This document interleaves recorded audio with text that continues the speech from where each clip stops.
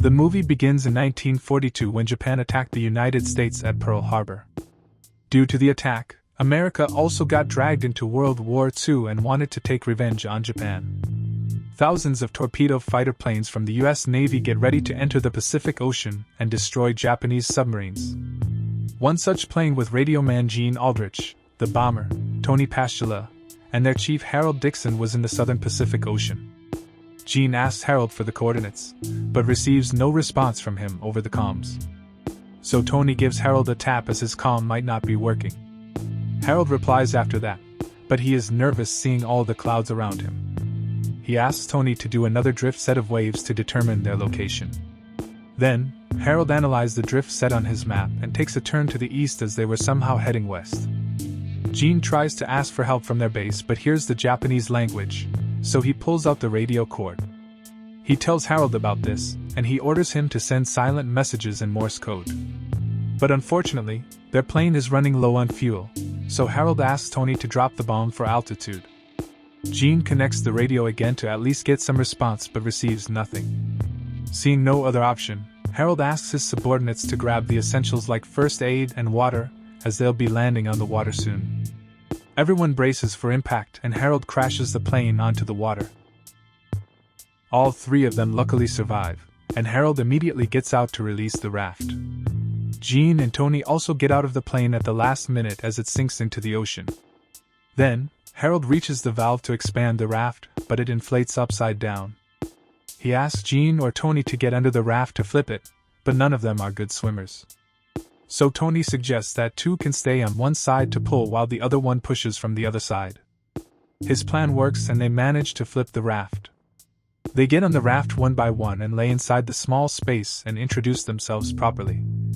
Then, Harold tells them not to worry as someone will surely come tomorrow to search for them.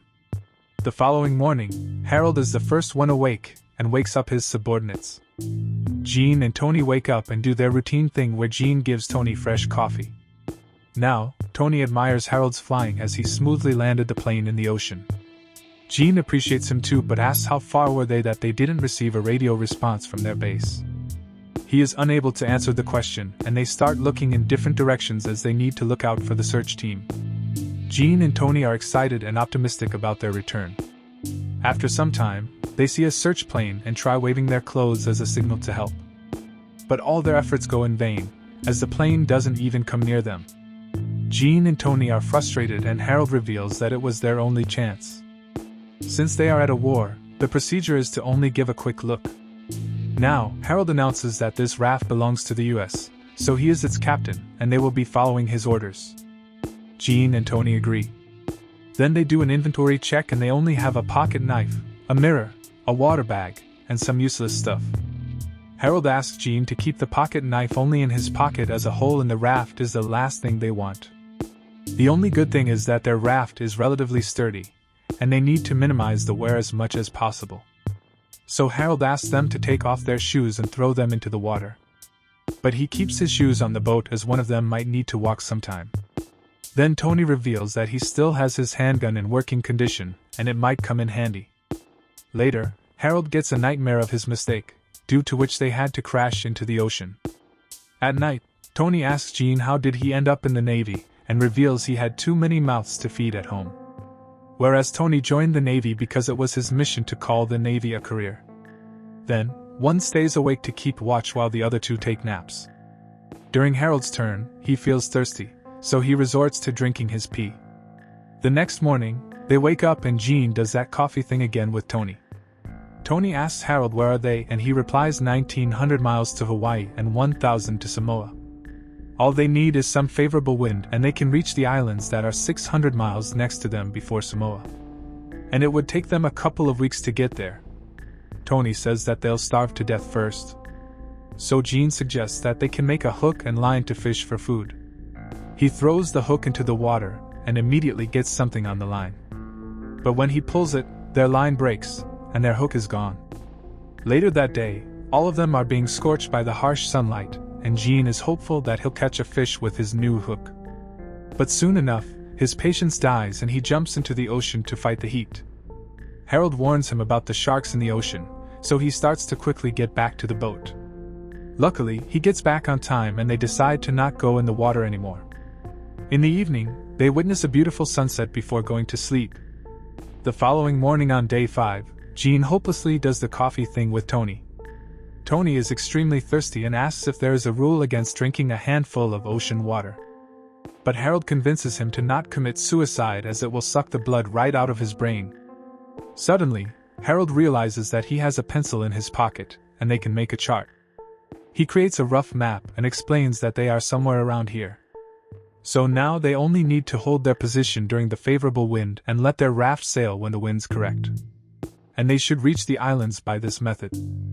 Everyone finally gets their hopes up and starts making an anchor with whatever they have. Harold throws the sea anchor, and now they can avoid being blown away in the wrong direction. After some time, Harold says that rain is the best thing that could happen to them right now, so Jean starts praying to the Lord for rain. Tony and Harold join him too and recite their prayers. Then, they sing poems together to cheer themselves up. Luckily at midnight their prayers are heard and it starts raining. They collect as much water as possible and are delighted to drink something after a week. During the day, Jean is still trying to catch fish and Harold says that he is the most patient fisherman he has ever seen. Jean soon gets agitated and pulls out his pocket knife to catch a fish. Harold tries to stop him as he might poke a hole in the raft, but Jean doesn't stop. He hits something and when he pulls out, it's an entire shark. Harold and Tony hold the shark while Jean kills it with his knife. Then he cuts the shark open and after so long, they finally have a meal. Everyone is happy that their stomachs are full and they are heading in the right direction. Harold asks if any one of them is married and they say no. Tony has got a girl back in town, and he says Jean can talk to his sister Frances. He describes Frances to Jean and Jean fantasizes about her.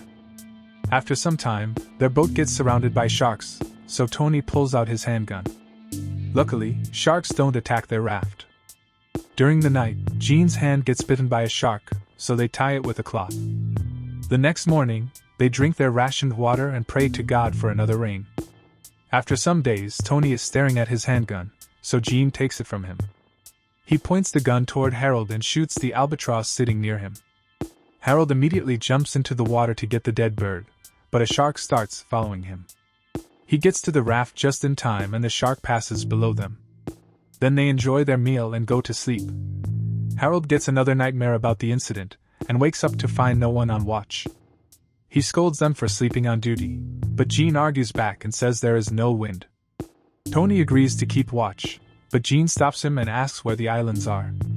They were supposed to be close now but they can't even see them. Harold confesses that they should have seen the islands 4 days ago, but his estimations are not accurate. Then we get to know that the reason they got lost in the first place is that Harold fell asleep while navigating the plan.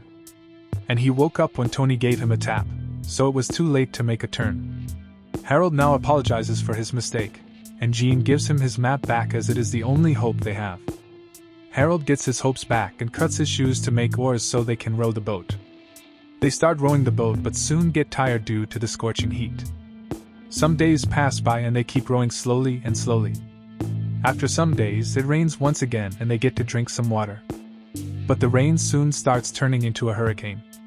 They brace themselves for the impact, but Harold gets thrown away by the waves. He gets back to the raft, but another huge wave flips their raft upside down. They flip the raft again with the help of wind this time and get on it. The hurricane passes after some time and all 3 of them make it out alive. They can barely move due to fatigue but still, they try to row the boat. The next day, Harold sees Tony not moving and calls for him, but he doesn't respond. He and Jean get worried but Tony is luckily still alive and moves slightly.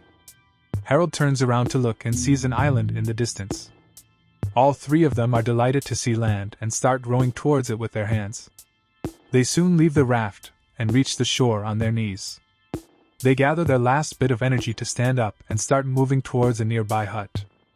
Then during the footnotes of the movie, we learn that this was based on a real story and 3 men survived after spending 34 days in the Pacific. Harold was awarded the Navy Cross for bringing his men to safety. Tony couldn't fulfill his dream of calling the Navy a career due to his injuries. Whereas Jean served out the war as a radioman and married Tony's sister Frances. Then we get to see a picture of the real survivors and the movie ends there. The end.